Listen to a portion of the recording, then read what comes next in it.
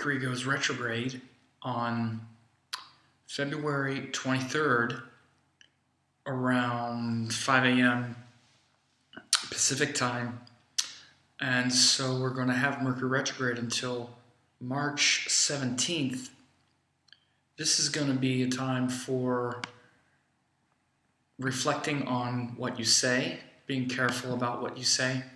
This is the real promise of Mercury retrograde, not just reflecting on what you say, but also organizing your inner environment and the story in your head. Really, Mercury retrograde does have something to teach us, for sure. We can lapse into this sort of stereotypical, technology snafus and miscommunications and focus on the outer manifestation of Mercury retrograde. But the deeper and more promising outcome has to do with slowing down your hyperstimulated nature, reflecting on all the details, the information, the stimulation, the trivia of your life,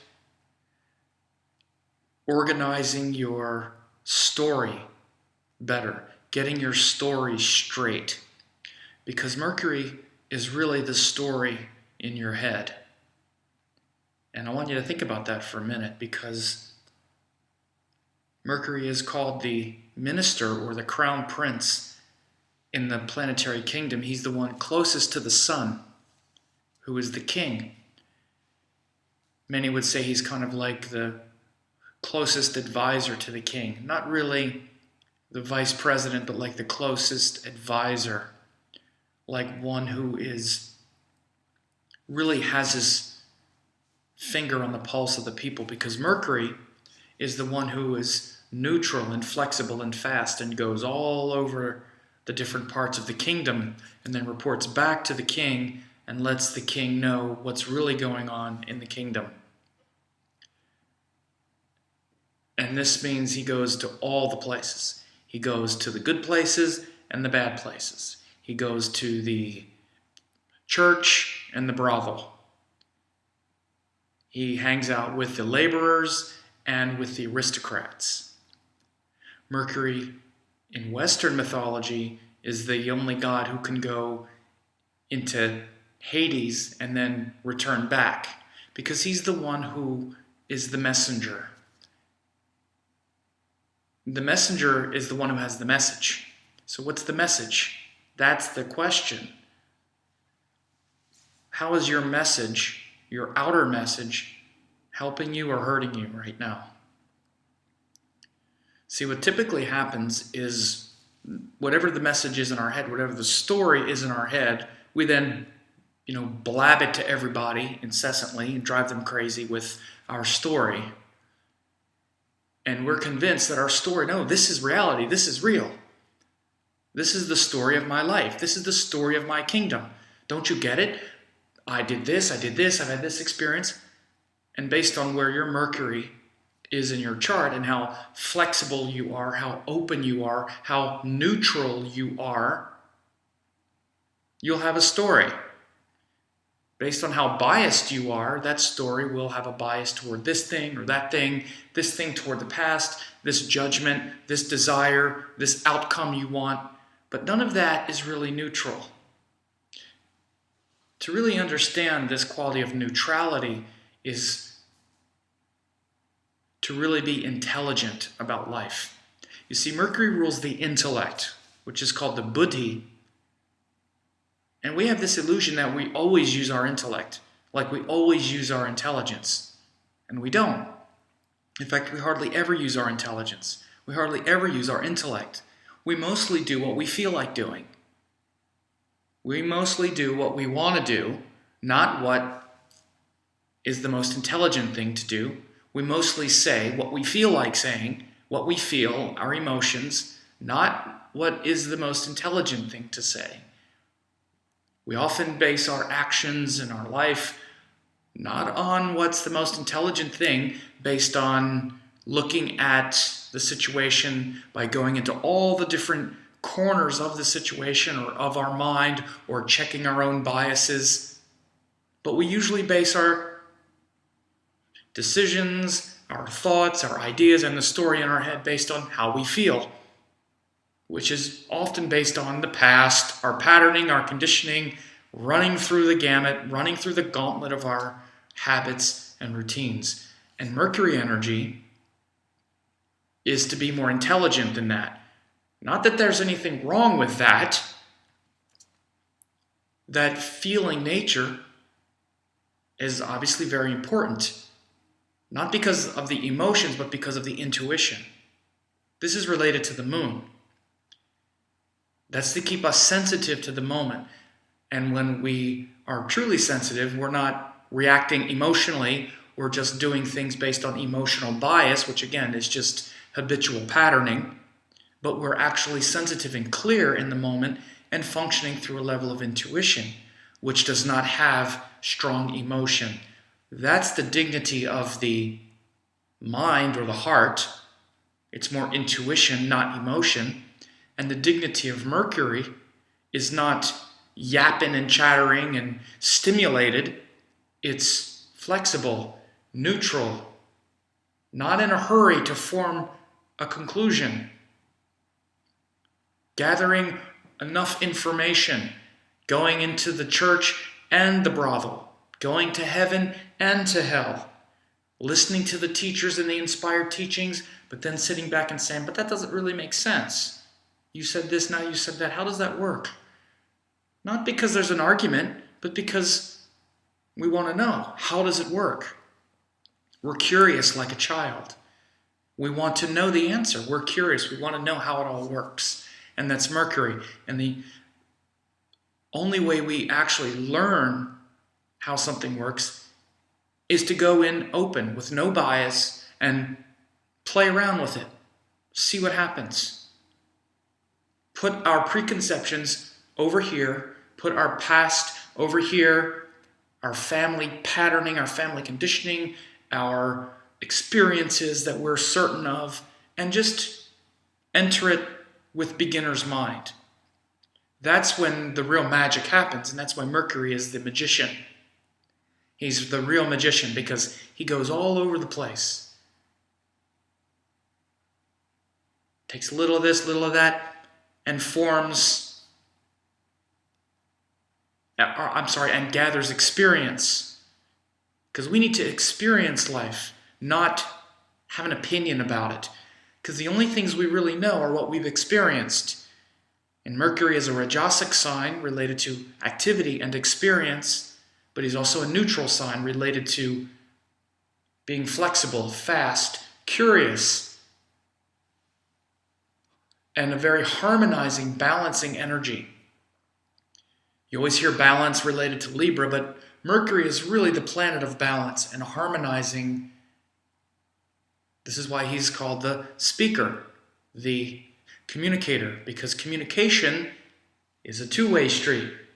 If one person's talking, that's not communicating, that's lecturing or just venting. If it's a conversation and one person's doing all the talking, that's called venting. One person is venting on another. So when Mercury goes retrograde, it's a time to slow this process down instead of just blathering our story out all over the place, certain that it's right and creating it everywhere. It's a time to reflect. If Mercury is powerful in your natal chart, for instance, it can be an incredibly rich time. If you're a person who cranks out a lot of information in your life, like a writer, or you do a lot of creative content, when Mercury is retrograde, it's a good time to reflect and organize those things. Now is a very good time to reflect, organize, introspect, manage those things that may have you overwhelmed. And there might be a lot of things that have us overwhelmed. We're all a little bit internet addicted, a little bit stimulated by all the technology and all the gadgets.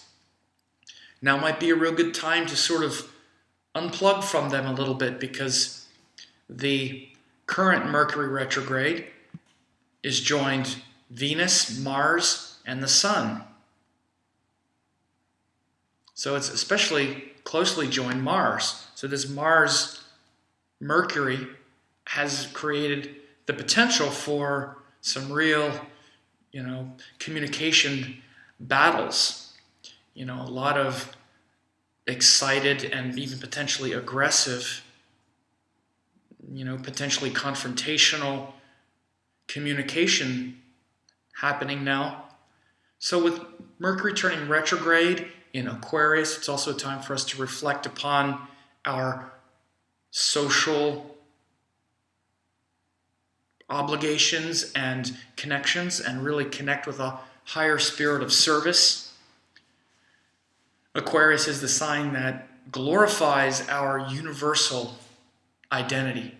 We all have a social obligation and a desire and need and awareness that we are part of a collective, both culturally and, as a species, which are sort of different, in a spiritual sense and in a social sense. And Mercury in Aquarius can have a lot of these qualities. Again, it's also joined Venus, which is a very creative energy. Anytime Mercury, Venus join, Mercury creates skill because he's curious. So we investigate things, and Venus brings beauty. So beautifying, harmonizing our inner environment toward a higher social good, where it's not just about me and all that I can get and my glory. There's nothing wrong with that, by the way. And in fact, there's going to be a large portion of that because it's joined the sun. But aligning our individual glory with a larger social, collective good, collective consciousness, and reflecting upon that story and realizing how important that story is and getting it right. We've been gathering a lot. When Mercury's direct, we gather a lot. So what have you been gathering the last, 3 or 4 months since Mercury went retrograde the last time? When the planet goes forward, we take action. Then when it retrogrades, it's a time to organize, orient that, reorganize, reorient those things that we've gathered since the last time he was retrograde. And in this case, the last time Mercury was retrograde was, let me get it exact here. Mercury went retrograde the last time in early November. So it's usually about every 4 months or so, 3 or 4 months. 3.5 months or so. And so since then, since around, let's say around early November, how's your life changed? That was the last Mercury retrograde cycle. Big changes, hasn't it? And so now's the time to process that, hone that story with more precision. Because remember, that voice that's in your head is very important. What are you telling yourself? And consequently, what are you telling others as a reflection of yourself? When you go into a situation, are you telling yourself, oh, I can't do that. I'm not smart enough. I'm too ugly. I'm too fat. I'm too skinny. Nobody appreciates me. I'm so powerful, and they're intimidated by it. People just can't handle my power and intensity, so that's why. Or, the world, this is just the way it is. You can't change anything. What are you saying to yourself? And are you sure it's true? Are you really sure? Is it like a metaphysical truth of the universe? So reflect upon this story. And if you've been overstimulated, the reason we have these problems with Mercury retrograde and things breaking is because we're not paying attention to them. We have too many things that we're paying attention to, and we're not paying attention to things like, the systems and the machines and the stuff that we've gathered around us to help us gather things. So do that. Pay attention, introspect, and reflect on these things as Mercury's retrograde in Aquarius until March 17th. And it's a great time to connect with your inner messenger, your inner minister, your inner voice that is the voice of intelligence. It's the voice of neutrality. That's intelligence. Looking at things objectively, with neutrality, with playfulness, with curiosity. Willing to say, you know, that was me. I was wrong. And then say to someone you were wrong, tell them, you know what, I'm sorry. It's liberating, it's beautiful. Communicate from the heart. This is another great Mercury retrograde gift. Because when it's external, it's out there doing, saying, at times not contemplating. So now's a great time to actually go back and apologize for things you've done wrong. Things you've said that have been wrong. And I know that's not so politically correct. Things I've done wrong. We do things that are wrong. We say things that are wrong. We hurt people. It's a good time to go back and clear it. Own it. And work out all of that around what you say, who you think you are, who you think others are, what that story is in your head. Work through it a little bit. It's a good time for that. It's a good time for that.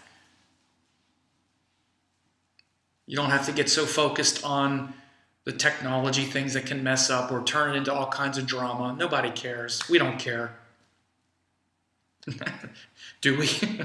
It's good to commiserate and, blame things on Mercury retrograde, but really, you can go ahead and do that. But then at the end of the day, try to really reflect upon the story in your head. This is the big Mercury thing. So let me know what you think of this.